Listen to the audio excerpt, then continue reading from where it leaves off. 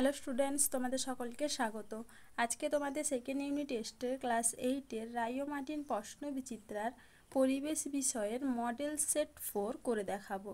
তো চলো শুরু করা যাক। তার আগে বলে দিই, তোমরা যদি চ্যানেলে নতুন হয়ে থাকো তাহলে চ্যানেলটিকে অবশ্যই সাবস্ক্রাইব করে দিবে। প্রশ্নটি হয়েছে শ্যামবাজার এবি স্কুল থেকে। প্রথমে দেখে নিই ফিজিক্যাল সায়েন্স। একের দিকে কী আছে, সঠিক উত্তরটি নির্বাচন করো। কোন পদার্থের আপেক্ষিক তাপ সবচেয়ে বেশি? উত্তর হবে কি অপশান ডি, জল। পরের প্রশ্ন কি আছে, হিমমিশ্র হলো অপশান সি বরফ ও নুনের মিশ্রণ। পরের প্রশ্ন কি আছে, গ্যালভানাইজেশন পদ্ধতিতে লোহার ওপর কোন ধাতুর প্রলেপ দেওয়া হয়? উত্তর হবে কি অপশান এ জিঙ্ক। পরের প্রশ্ন কি আছে, প্রকৃতিতে ঊর্ধ্বাকাশ ও ভূপৃষ্ঠের মধ্যে বিভব পার্থক্য বজায় রাখে? অপশান সি বজ্রপাত।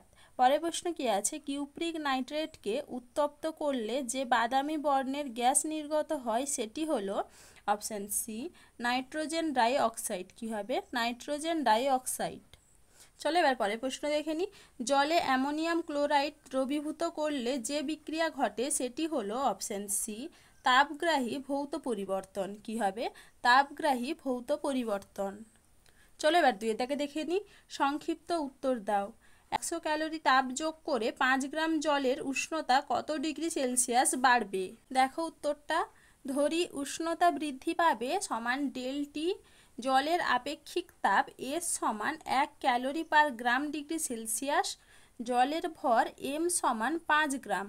তাহলে কি হবে? তাপ সমান এম এস ইন্টু ডেলটি। তাহলে তাপ কত? 100। 100 সমান 5 গুণিতক 1 গুণিতক ডেলটি। তাহলে ডেলটি সমান 100 গুণিতক 5 সমান 20 ডিগ্রি সেলসিয়াস। দেখে নাও।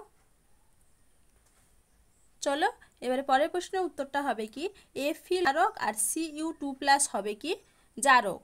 চলো এবার পরের প্রশ্ন কি আছে, একটি পদার্থের উদাহরণ দাও যা একটি ধনাত্মক অনুঘটক এবং কঠিন জারক। উত্তর হবে কি ভ্যানাডিয়াম পেন্টঅক্সাইড। কি হবে? ভ্যানাডিয়াম পেন্টঅক্সাইড। চলো এবার পরের প্রশ্ন কি আছে, এমন একটি পদার্থের নাম করো যার গলনাঙ্ক ও হিমাঙ্কের মান আলাদা। উত্তর হবে কি লবণ মিশ্রিত জল। পরের প্রশ্ন কি আছে, লোহার ওপর নিকেলের প্রলেপ দিতে লোহাকে ব্যাটারির কোন মেরুতে যুক্ত করতে হবে? উত্তর হবে কি ঋণাত্মক মেরুতে।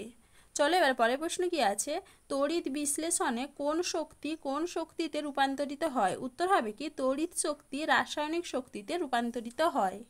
চলো এবার 3 দাগে দেখে নিই। একটি বা দুটি বাক্যে উত্তর দাও। তুমি যে বাড়িতে থাকো তার দেওয়ালগুলি এবং ছাদ যদি টিনের হতো তবে কি কি সুবিধা হতো আর কি কি অসুবিধা হতো? এটা তোমাদের রায় মার্টিন সহায়িকায় 89 পেজে 13 নম্বর প্রশ্নের উত্তর দেখবে, সেখান থেকে তোমরা পেয়ে যাবে, সেখান থেকে দেখে নিবে। চলো এবারে পরের প্রশ্ন কি আছে, বজ্রপাতের সময় প্রচুর শক্তি উৎপন্ন হয় কেন? দেখে নাও উত্তরটা।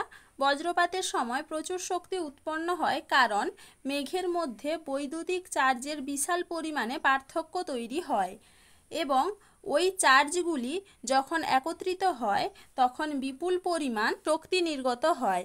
এই শক্তি আলো, তাপ এবং শব্দের আকারে প্রকাশ পায়। দেখে নাও তোমরা উত্তরটার একবার। চলো এবারে পরের প্রশ্ন কি আছে, থার্মোফ্লাক্সের দুই দেওয়ালের মধ্যবর্তী স্থান বায়ুশূন্য থাকে কেন? দেখে নাও উত্তরটা তোমরা এখান থেকে এইটুকু লিখবে, দেখে নাও একটু। চলো এবারে পরের প্রশ্ন কি আছে, বিশুদ্ধ জলের তড়িৎ বিশ্লেষণের সময় সামান্য লঘু অ্যাসিড বা ক্ষার মেশাতে হয় কেন? দেখে নাও উত্তরটা। বিশুদ্ধ জল তড়িতের অপরিবাহী, তাই জলের তড়িৎ বিশ্লেষণের সময় তড়িৎ পরিবহনের জন্য সামান্য পরিমাণে লঘু অ্যাসিড বা ক্ষার মেশানো হয়। এই অ্যাসিড জলে আয়নিত হয়ে আয়ন সরবরাহ করে যা বিদ্যুৎ পরিবহনে সাহায্য করে। তো দেখে নাও তোমরা আরেকবার উত্তরটা।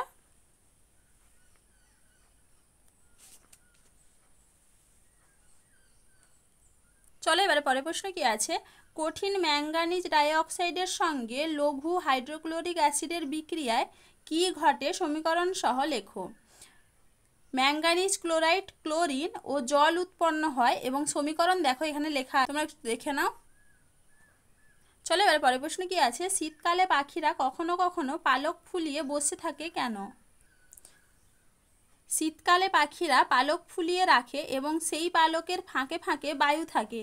বায়ু তাপের কুপরিবাহী, তাই শীতকালে পাখির দেহে তাপ সহজে বাইরে পরিবাহিত হতে পারে না, ফলে পাখির শরীর গরম থাকে। এই জন্য শীতকালে পাখিরা পালক ফুলিয়ে বসে থাকে। চলো এবার চারের দাগে দেখে নিই।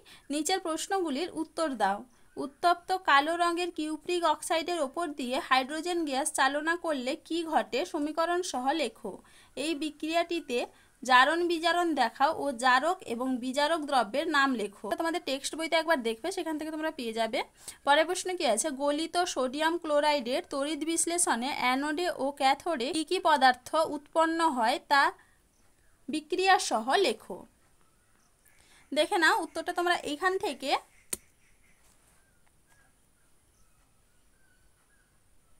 এইটুকু লিখবে, দেখে নাও একটু। চলো এবার পরের প্রশ্ন কি আছে, তড়িৎ লেপন কি। দেখে নাও উত্তরটা, তড়িৎ বিশ্লেষণ পদ্ধতিতে অধিক সক্রিয় কোনো ধাতু বা ধাতু সংকরের তৈরি পদার্থের উপর অপেক্ষাকৃত কম সক্রিয় অন্য কোনো ধাতুর প্রলেপ দেওয়াকে তড়িৎ লেপন বলে। ধাতুকে দীর্ঘস্থায়ী করার জন্য এবং আরও বেশি সুদৃশ্য করার জন্য তড়িৎ লেপন করা হয়। রূপোর ওপর সোনার প্রলেপ দিতে হলে ক্যাথোড ও অ্যানোড হিসেবে কি কি ব্যবহার করবে। রূপো হবে ক্যাথোড আর সোনা হবে অ্যানোড। পরের প্রশ্ন কি আছে, বজ্র নিরোধক কি।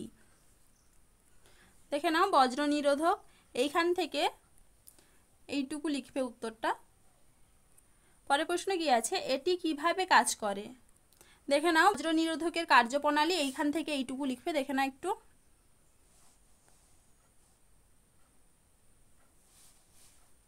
এবারে লাইফ সায়েন্স দেখে নিই।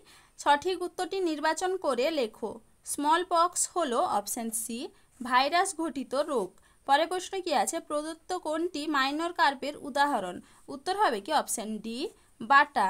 পরের প্রশ্ন কি আছে, প্রদত্ত কোনটি মুরগির মাংস উৎপাদনকারী জাত নয়। উত্তর হবে কি অপশান ডি ব্রাহ্মা। চলো এবার দুই দাগে দেখে নিই। সত্য অথবা মিথ্যা লেখো। কালাজ্বর এর অপর নাম হলো রেড প্লেগ, এটা হবে কি মিথ্যা। পরের প্রশ্ন কি আছে, পশ্চিমবঙ্গের আমন ধানের চাষই বেশি হয়, এটা হবে কি সত্য। পরের প্রশ্ন কি আছে, পুরুষ মৌমাছির কাজ হলো মৌচাক তৈরি করা, এটা হবে কি মিথ্যা। চলো এবার তিনে দাগে দেখে নিই। শূন্যস্থান পূরণ করো। ডাল জাতীয় গাছের মূলের অর্বুদে ড্যাশ নামক এক ধরনের মিথজীবী ব্যাকটেরিয়া থাকে। উত্তর হবে কি রাইজোবিয়াম। পরের প্রশ্ন কি আছে, ড্যাশ মেশিনের সাহায্যে ফসল তোলা মাড়াই এবং ঝাড়াই সবই করা যায়। উত্তর হবে কি কম্বাইন হারভেস্টার।